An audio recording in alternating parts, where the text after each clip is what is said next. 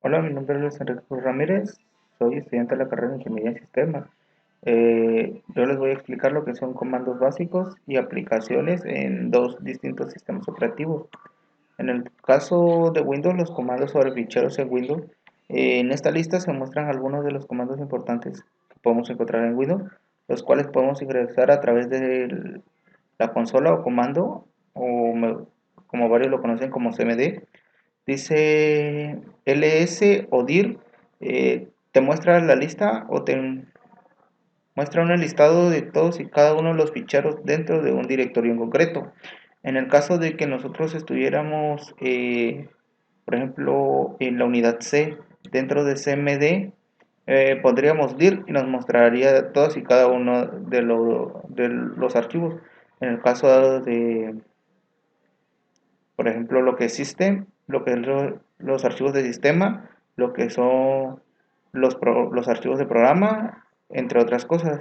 CD nos permite ingresar dentro de un archivo o directorio raíz. En este caso, por ejemplo, digamos nosotros queremos entrar dentro del directorio, quisiéramos entrar a escritorio, lo que tendríamos que hacer es escribir cd y en el caso, como viene en inglés, se escribiría desktop, que es escritorio, y nos ingresaría. Nuevamente podríamos dar en el caso dir y nos mostraría nuevamente la lista de lo que nosotros tengamos en escritorio de una manera en consola y no gráfica. Les mostraré más adelante otros comandos.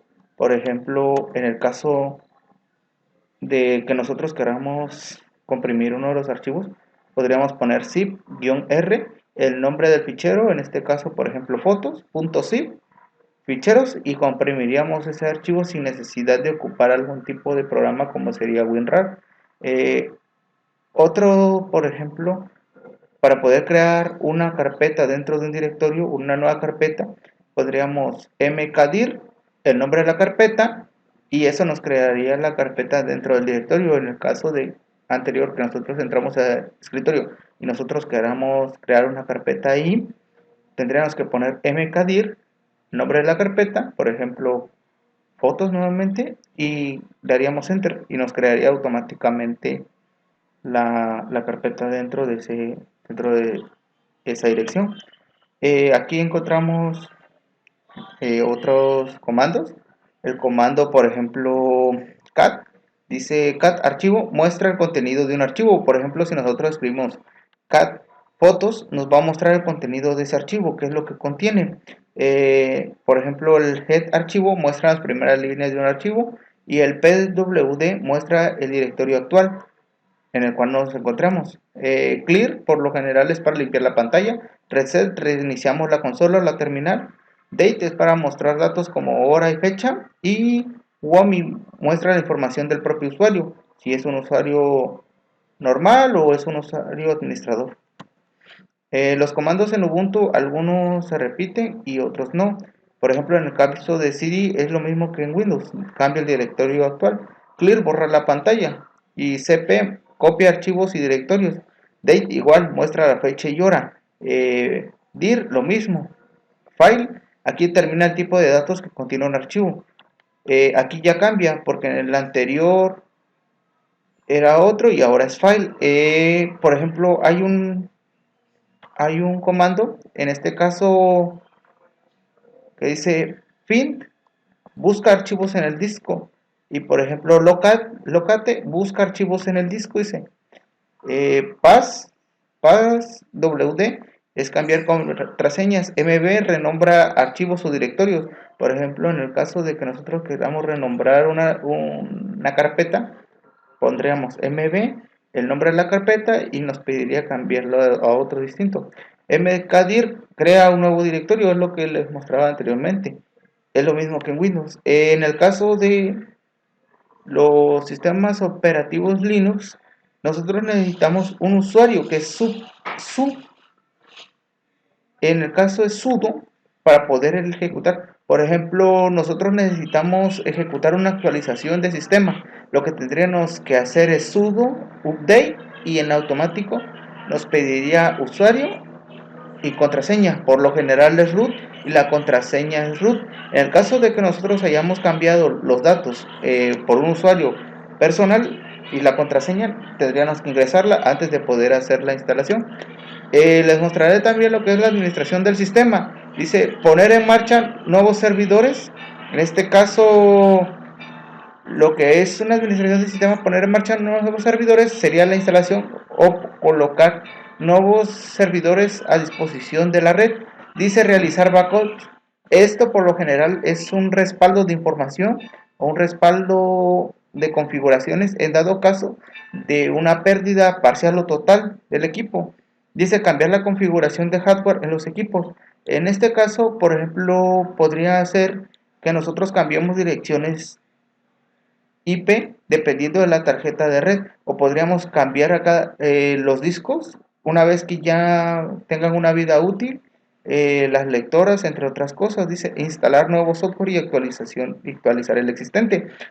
En el dado caso de que necesitemos instalar un sistema operativo o actualizarlo, siempre es preferible hacer o realizar un backup tanto de los drivers, en el dado caso de que ya no tuviéramos cómo poder obtenerlos, tendríamos un respaldo sobre ellos y también sobre la información que nosotros vamos a hacer. Dice gestión de nuevas cuentas de usuario. Por lo general a esto se refiere en gestionar un usuario como administrador y también los usuarios que van a ser los cuales pueden leer o modificar ciertos parámetros los cuales no afecten directamente a los servidores. Dice monitorizar el rendimiento del sistema.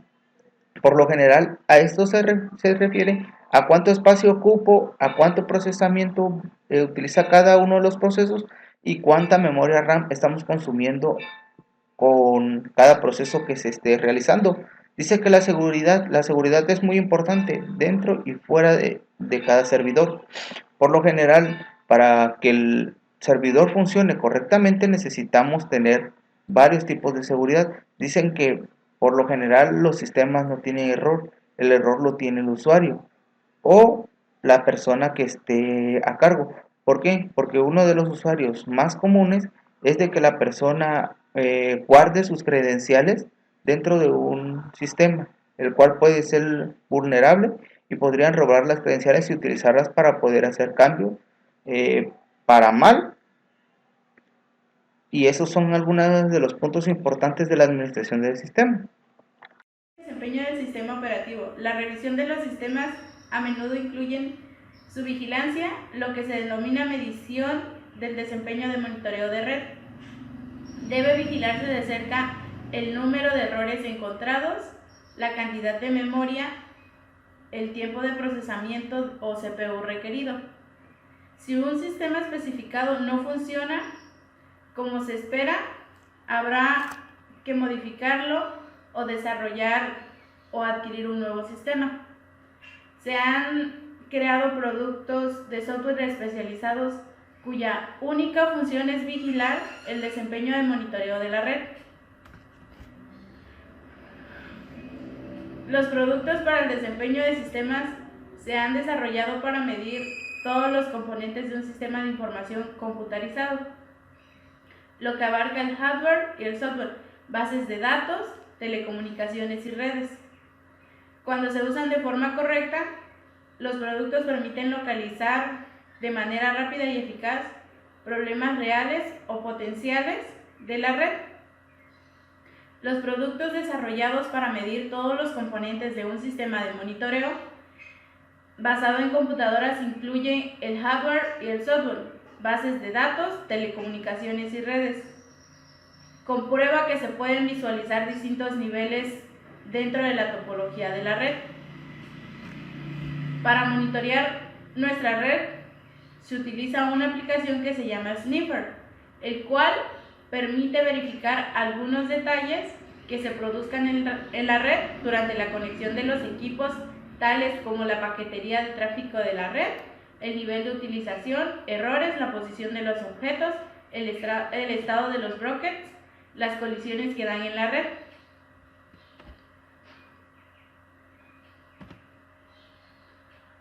Los datos conjugados con la función de manejo general y también con los aspectos de planificación son la óptima configuración que proporciona el mayor rendimiento de los datos en una red CSMA CD. Esto significa que habrá un número relativamente de bajas colisiones entre paquetes.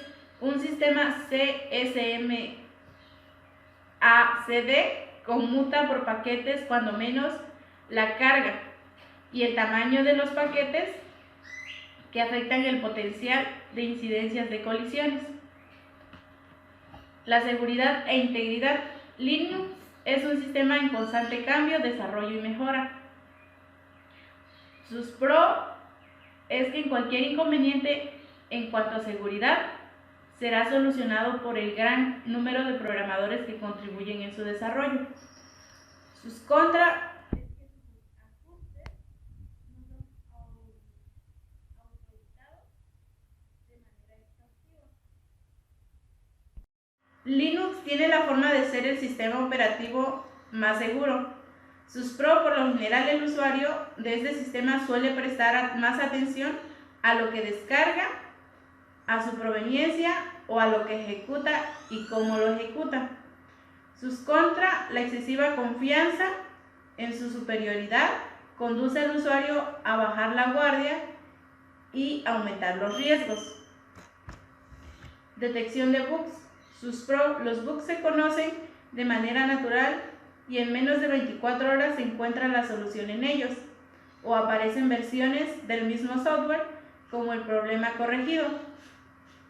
Contra las ventajas, los contras de las versiones del software que se incluyen en el CD suelen tener numerosos bugs al poco tiempo de su lanzamiento. La presencia de virus. Sus pros, su estructura de permisos y políticas de seguridad no permiten la fácil propagación de los virus. Los contras, los virus existen en Linux. Planificación de seguridad. Un plan de seguridad informático permite entender dónde pueden tener vulnerabilidades los sistemas informáticos para, una vez detectadas, tomar las medidas necesarias para prevenir esos problemas. El plan de seguridad debe tener varios pasos y se los voy a mencionar a continuación. La identificación. Para proteger a tu organización, lo primero que debes hacer es saber lo que tienes en ella, que vale la pena proteger. Este paso implica que debemos averiguar el conjunto de los activos de la organización, incluido lo que es el personal, el hardware, el software, sistemas y datos que componen tu sistema informático. Pueden incluir programas informáticos, los servidores y servicios externos como el alojamiento web. 2. La evaluación de riesgos. Aquí se necesita establecer qué es lo que podría poner en peligro las actividades anteriores. Por ejemplo, los virus informáticos, hackers, daños físicos o errores de los empleados. Se considera el tipo y el alcance del daño que podría ser causado a cada caso. Por ejemplo, si el servidor se pone fuera de línea. 3. Priorizar tu protección IT. Una vez que se haya evaluado el daño de potencial de cada amenaza y la probabilidad de que se produzca, pueden decidir que las amenazas son las más importantes e interesantes para empezar a proteger. Por ejemplo, se podría determinar que la protección de servidores es más importante que la protección de los equipos individuales. 4. Es donde se toman las precauciones adecuadas. Aquí se decide cuáles son los pasos que se deben tomar para proteger contra los riesgos que hemos identificado en toda la parte anterior. Lo que es el plan de seguridad informático y asegurar que tu negocio va a seguir siendo capaz de operar si algo va mal. Por ejemplo, deberíamos restringir el acceso a tu servidor o instalar un firmware de hardware. Tu plan de recuperación de desastres debe explicar qué hacer si ocurre una crisis. La planificación y ejecución de mantenimiento. Una vez que se tenga la seguridad informática por escrito, se debe poner en práctica las siguientes recomendaciones.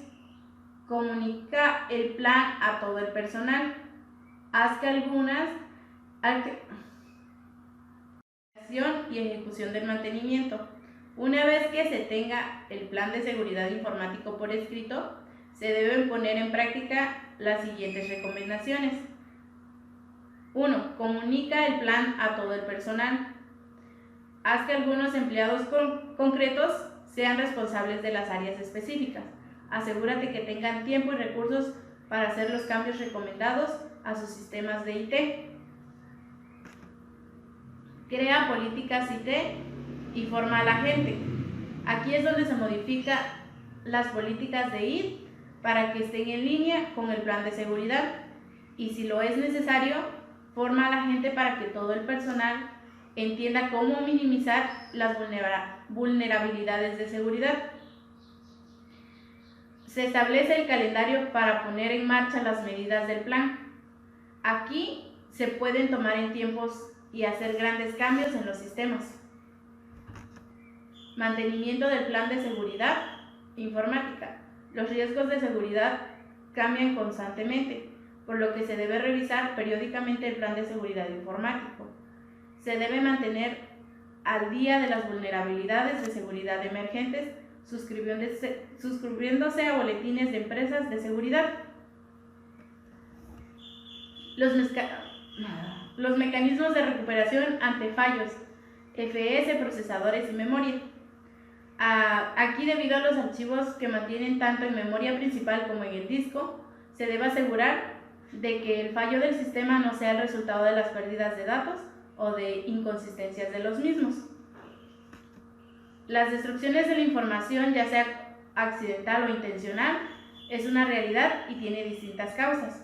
Las fallas del hardware y el software, fenómenos meteorológicos atmosféricos, fallas de los suministros de energía, incendios e inundaciones, robos, vandalismos. En esta posible destrucción de la información debe ser tenida en cuenta por los sistemas operativos en general y los sistemas de archivos en particular. Esta establece destrucción de la información debe ser tenida en cuenta por los sistemas operativos en general, los sistemas de archivo. Una técnica muy usada para asegurar la disponibilidad de los datos a realizar los respaldos periódicos es hacer con regularidad una o más copias de los archivos y colocarlas en un lugar seguro. Todas las actualizaciones realizadas luego del último respaldo pueden perderse. Otra técnica es pasar las transacciones a un archivo copiándolos a otro disco. En general, la redundancia, que puede ser costosa. En estos casos de fallos, el disco principal puede reconstruirse todo el trabajo perdido si el disco de reserva no se ha dañado. Existe la posibilidad del respaldo incremental. En esta sesión de trabajo, los archivos modificados quedan marcados. Un usuario se retira del sistema, un procesador del sistema efectúa el respaldo de los archivos marcados. Se debe tener presente también que es muy difícil garantizar una seguridad absoluta de los archivos. Mecanismos de protección. Muchos objetos del sistema necesitan protección, tales como el CPU, segmentos de memoria, unidades de disco, las terminales, las impresoras, procesos, archivos, bases de datos, etc. Cada objeto se referencia por un nombre y tiene habilitados un conjunto de operaciones sobre él. Aquí el dominio de un conjunto de parejas, lo que es objetos y derechos. Cada pareja determina un objeto, un subconjunto de las operaciones que se puedan llevar a cabo en él. Un derecho es el permiso para realizar algunas de las operaciones. Es posible que un objeto se encuentre en varios dominios con distintos derechos de cada dominio. Un proceso se ejecuta en algunos dominios de protección. Existe una colección de los objetos a los que se le puede tener accesos. Cada objeto tiene cierto conjunto de derechos. La forma en la que el sistema operativo lleva un registro de los objetos que pertenece a cada dominio es mediante una matriz. Los renglones son los dominios y las columnas son los objetos. Cada elemento de la matriz contiene los derechos correspondientes al objeto en ese dominio, por ejemplo, leer, escribir y ejecutar. Existen métodos prácticos que almacenan solo los elementos no vacíos por filas o por columnas. La lista de control de acceso asocia a cada objeto una lista ordenada por todos los dominios que pueden tener acceso al objeto o la forma de dicho acceso. Ejemplo, lectura R, grabación W y ejecución X.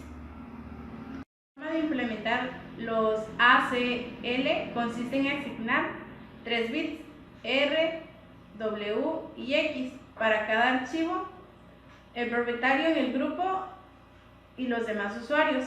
Permite el propietario a cada objeto puede modificar su ACL en cualquier momento.